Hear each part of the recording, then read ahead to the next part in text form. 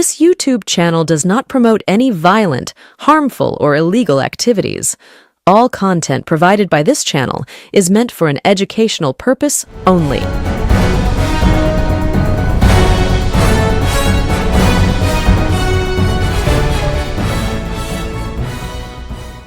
হাজার খারাপের মধ্যেও অবশেষে একটা ভালো খবর তৃণমূল কংগ্রেসে পাওয়া গেছে। না, এটা ওই ভালো তৃণমূল কংগ্রেস বা হঠাৎ তৃণমূল কংগ্রেস বা বিদ্রোহী তৃণমূল কংগ্রেসদের জন্য ভালো নয়। এই খবর ভালো মমতাপন্থী তৃণমূল কংগ্রেসদের, যারা মমতা বন্দ্যোপাধ্যায়ের সঙ্গে আছেন, যারা মমতা বন্দ্যোপাধ্যায়ের সঙ্গেই থাকতে চান। মদন মিত্র, কল্যাণ ব্যানার্জি, অভিষেক ব্যানার্জি, মহুয়া মৈত্র, কীর্তি আজাদ, শত্রুঘ্ন সিনহা, এরকম যারা আছেন জনপ্রতিনিধিরা, যারা বলছেন স্পষ্টভাবে সাংবাদিকদের সামনে যে মমতা বন্দ্যোপাধ্যায়ের সঙ্গেই আছি, তাদের জন্য ভালো খবর। কেন বলছি ভালো খবর? আছে, তার পিছনে কারণ আছে। কিন্তু ইতিমধ্যে আপনারা দেখেছেন তৃণমূল কংগ্রেস নেত্রী, তৃণমূল কংগ্রেসের সর্বভারতীয় সাধারণ সম্পাদক অর্থাৎ মমতা বন্দ্যোপাধ্যায় অভিষেক বন্দ্যোপাধ্যায়ের বিরুদ্ধে তাদের ঘনিষ্ঠ সাংসদরাই বিষোদ্গার করেছে। এমনকি মমতা বন্দ্যোপাধ্যায়ের আদরের কেষ্টমণ্ডল সেও ঘুরিয়ে অভিষেক বন্দ্যোপাধ্যায়কেই এই ফলাফলের জন্য দায়ী করেছেন এবং স্পষ্টভাবে বলেছেন যে সম্মান না পেলে আর দল করব না। এটা বলেছেন কেষ্টমণ্ডল, দেখেছেন, আমরা দেখিয়েছি বঙ্গচক্ষু ইউটিউব চ্যানেলের পর্দায়। আর কল্যাণ বন্দ্যোপাধ্যায়ের সঙ্গে অভিষেক বন্দ্যোপাধ্যায়ের যে ঝামেলা ঝগড়া, অভিষেক বন্দ্যোপাধ্যায়ের বিরুদ্ধে কল্যাণ বন্দ্যোপাধ্যায়ের সুস্পষ্ট মতামত, অভিযোগ এবং অভিষেক বন্দ্যোপাধ্যায়কে দলের এই সম্পূর্ণ বিপর্যয়ের জন্য দায়ী করা, সেই বক্তব্য আপনারা দেখেছেন। কিন্তু কেন, হঠাৎ করে কি ঘটলো? আপনারা শুনেছেন যে কল্যাণ বন্দ্যোপাধ্যায় অভিষেক ব্যানার্জির হয়ে একটি কেস লড়ছিলেন, কিন্তু হঠাৎ করে কল্যাণ ব্যানার্জিকে না জানিয়েই তার থেকে অনেক জুনিয়র একজন আইনজীবীকে অভিষেক বন্দ্যোপাধ্যায়ের পক্ষ থেকে নিয়োগ করা হয় সেই মামলা লড়ার জন্য। এবং যেটা যথেষ্ট অপমানজনক একজন সিনিয়র আইনজীবীর কাছে। সেই জায়গা থেকেই মনোমালিন্যের শুরু এবং সরাসরি অভিযোগের রাস্তায় হাঁটেন কল্যাণ বন্দ্যোপাধ্যায়। এমনকি কল্যাণ বন্দ্যোপাধ্যায় মমতা বন্দ্যোপাধ্যায়কে আলটিমেটাম দিয়ে দেন যে হয় অভিষেক নয় আমরা। কেন, ঠিক কি ঘটেছিল, কি হয়েছিল সেদিন, কোন আইনজীবীকে নিয়োগ করা হয়েছিল, অভিষেক বন্দ্যোপাধ্যায়ের পক্ষ থেকে কে এসে কল্যাণ ব্যানার্জিকে জানিয়েছিল, তারপরেও কল্যাণ ব্যানার্জি কেন অভিষেকের হয়ে লড়তে চেয়েছিলেন, কিন্তু সব শেষে ঠিক আগের দিন রাতে কোন মাধ্যমে কল্যাণ বন্দ্যোপাধ্যায়কে জানিয়ে দেওয়া হয় অভিষেকের কেস লড়তে হবে না, এই সম্পূর্ণ বিষয়ে কল্যাণ বন্দ্যোপাধ্যায় স্পষ্ট করে জানিয়েছেন। আগে সেটা দেখুন। দিচ্ছে উইটনেস হিসেবে, সেটা ক্রিমিনাল ডিভিশনে আমি মামলা ফাইল করেছি। গত শুক্রবার দিন ভেকেশন বেঞ্চে মামলাটা ছিল, 221 আইটেম, ওই 214-15 পর্যন্ত হলো, তারপর তো ম্যাটার রিচ করলো না। তখন আমি মেনশন করলাম, মেনশন করার পরে সে জজ সাহেব আমাকে বললো বুধবার দিন মামলাটা থাকবে। তো বুধবার দিন মামলা থাকবে, কালকে সকালে মামলা ছিল না লিস্টে। মঙ্গলবার দিন থেকে জানো তো সার্চ হয়েছে অনেক, কামাক স্ট্রিটে, তারপর দিদির অফিসে, সেখানেও আমি উপস্থিত ছিলাম, অনেক দেরিতে গেছি। কালকে জাস্টিস কৌশিক চন্দ্র ঘরে মেনশন করে আমি বললাম যে ম্যাটারটা খুব আর্জেন্ট, আমার সার্চ হয়েছে, এ হয়েছে, তুমি মামলাটা নাও। তখন জজ সাহেব বললো ঠিক আছে মিস্টার বন্দ্যোপাধ্যায়, আমি কালকে নেবো। আমি খুবই অসুবিধার মধ্যে রয়েছে, যে কোনো মুহূর্তে অ্যারেস্ট হয়ে যেতে পারে। বললো আমি কালকে নেব, তুমি সকালে এসো, মামলা কালকে আমি নেব। এবারে আমি এখানে চেম্বারে বসে আছি, বেলা 12:30টার সময় একজন লয়ারকে পাঠিয়েছে, আগে সঞ্জয় বসুর সঙ্গে ছিল, অ্যাকুইলার। সে এসে বলে একটা রিট পিটিশন ফাইল হয়েছে সার্চ নিয়ে, সার্চ অ্যান্ড। তোমরা রিট পিটিশন সার্চ নিয়ে ফাইল করলে, আর সার্চটা তো আমার subject matter of the criminal division.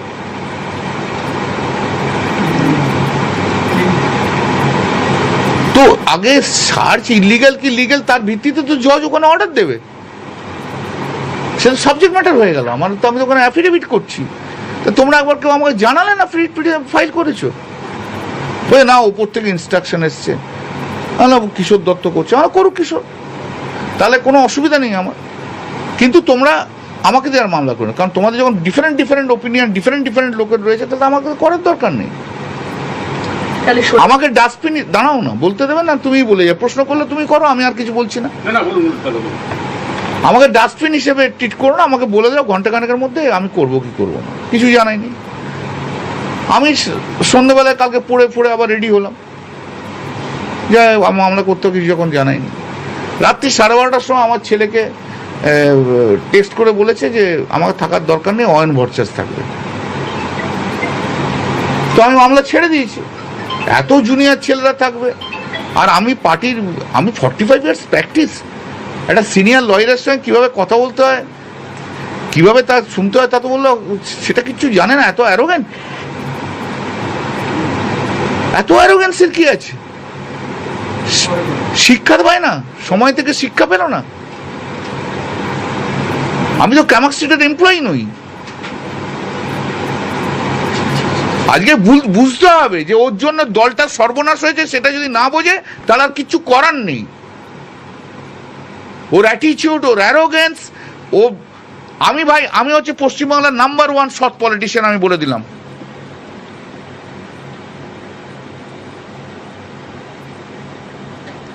আর ওর জন্য আজকে আমাদের চোর চোর চোর চোর চোর চোর শুনতে হচ্ছে। লাইফ ইজ আন্ডার থ্রেট, যেখানে যাচ্ছি সেখানে কেউ না কেউ ইয়ে করছে। পরশুদিন এয়ারপোর্টে চোর চোর করে দৌড়ে এসছে। দিদি অভিষেককে নিয়ে চললো, অভিষেককে নিয়ে চলুক, আমাকে দরকার নেই। আর অভিষেককে বাদ দিয়ে দিদি চলে যদি, আমি দিদির পাশে আছি। That's all. দেখলেন ঠিক কোন ঘটনার পরিপ্রেক্ষিতে অভিষেক বন্দ্যোপাধ্যায়ের সঙ্গে কল্যাণ বন্দ্যোপাধ্যায়ের এই ঝগড়াঝাঁটি, মনোমালিন্য, সেখান থেকে দল ছাড়ার হুঁশিয়ারি কল্যাণ বন্দ্যোপাধ্যায়ের। কিন্তু অভিষেক বন্দ্যোপাধ্যায় গতকাল সাংবাদিকদের সম্মুখীন হয়েছেন এবং তিনি স্পষ্টভাবে জানিয়েছেন যে আমি কল্যাণ বন্দ্যোপাধ্যায়ের সামনে বড় হয়েছি, কল্যাণ বন্দ্যোপাধ্যায় আমাকে মানুষ করেছে, বড় করেছে। আমাকে কটু কথা বলার, আমাকে বকার, আমাকে শাসন করবার সম্পূর্ণ অধিকার কল্যাণ বন্দ্যোপাধ্যায়ের রয়েছে। তিনি যদি আমাকে চারটে কটু কথা বলেন, আমি খারাপ ভাবে নিই না সেই কটু কথা। কল্যাণ বন্দ্যোপাধ্যায় থেকে যারা সিনিয়র আছেন তারা যদি কোনো সমালোচনা আমার করেন, আমি সেটা খারাপ ভাবে নিই না, আমি কল্যাণ বন্দ্যোপাধ্যায়কে ওই চোখে দেখি না। এই বক্তব্য সামনে এসছে এবং এই বক্তব্য রেখেছেন অভিষেক বন্দ্যোপাধ্যায়। শুনুন সেই বক্তব্য।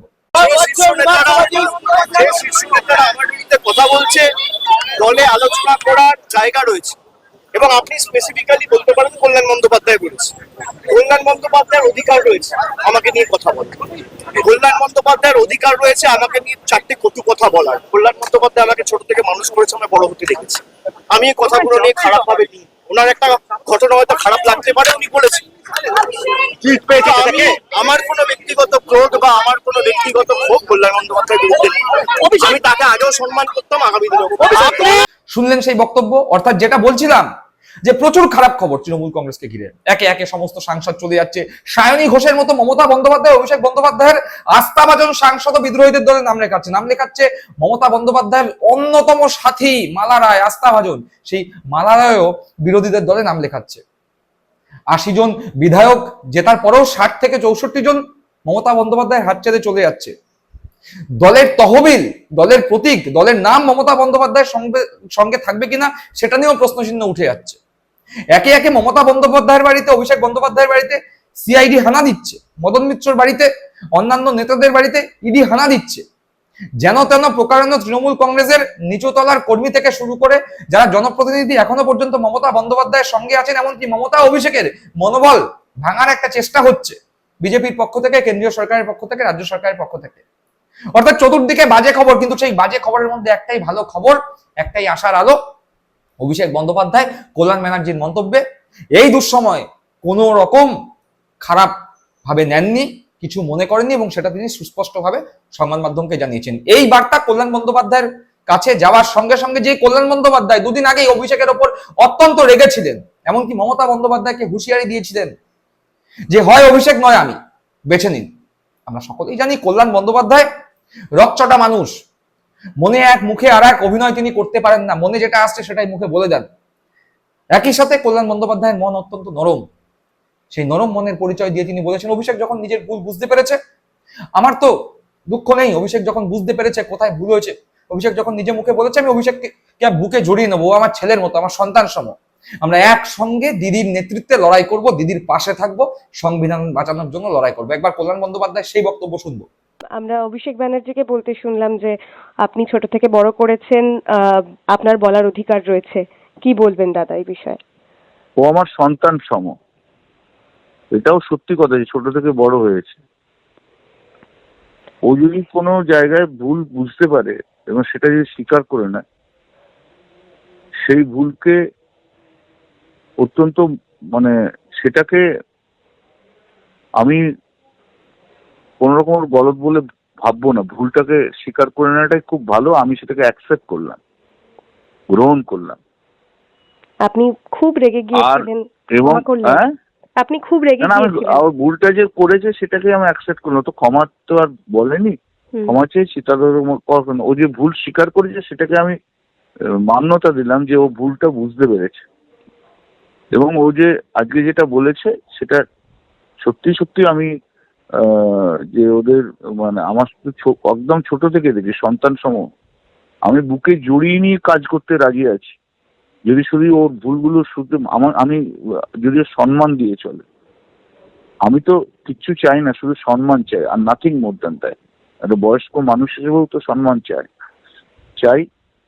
তো আমরা সবাই একসঙ্গেই কাজ করব, মমতাদির সঙ্গেই একসঙ্গে কাজ করব। আগামী দিন পশ্চিমবাংলার গণতন্ত্র ফিরিয়ে নিয়ে আসা, ভারতবর্ষের গণতন্ত্রকে ফিরিয়ে নিয়ে আসার জন্য আমাদের যে কজন আছে তাদের একসঙ্গে লড়াই করতে হবে। মানুষ আছে সঙ্গে, মানুষ আছে সঙ্গে।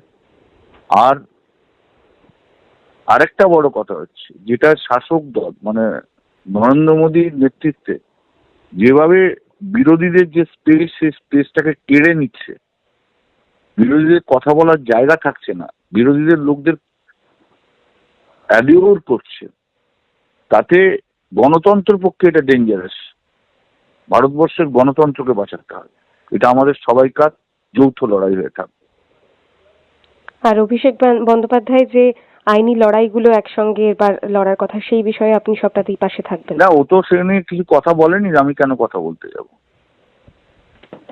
আমি তো অনেক তৃণমূলের সবাইকারই তো মামলা করছি। শুনলাম কুণাল বন্দ্যোপাধ্যায় সেই বক্তব্য, অর্থাৎ এত খারাপের মাঝেও যে কজন তৃণমূল কংগ্রেসে রয়েছে তাদের মধ্যে ঐক্যের বার্তা দেখা যাচ্ছে। ঐক্যের বার্তা যেমন পাওয়া যাচ্ছে মহুয়া মৈত্রের কাছ থেকে, শত্রুঘ্ন সিনহার কাছ থেকে, কীর্তি আজাদের কাছ থেকে, প্রতিমা মণ্ডলের কাছ থেকে, একই রকম ঐক্যের বার্তা পাওয়া যাচ্ছে অভিষেক বন্দ্যোপাধ্যায়, কল্যাণ বন্দ্যোপাধ্যায়ের কাছ থেকে। মদন মিত্র, কুণাল ঘোষ প্রথম থেকেই সরব রয়েছেন। অর্থাৎ সমস্ত খারাপ খবরের মধ্যেও অন্ততপক্ষে এই দুঃসময় দাঁড়িয়ে কিছু সাংসদ, কিছু বিধায়ক, কিছু নেতা রয়েছেন যারা মমতা বন্দ্যোপাধ্যায়কে ছেড়ে যাবেন না বলেই ঠিক করে নিয়েছেন। দর্শক বন্ধুরা, আপনারা কি মনে করছেন? আপনাদের মূল্যবান মতামত অবশ্যই কমেন্ট বক্সে কমেন্ট করে জানাবেন। সকলে ভালো থাকবেন, সুস্থ থাকবেন। জয় হিন্দ, বন্দে মাতরম।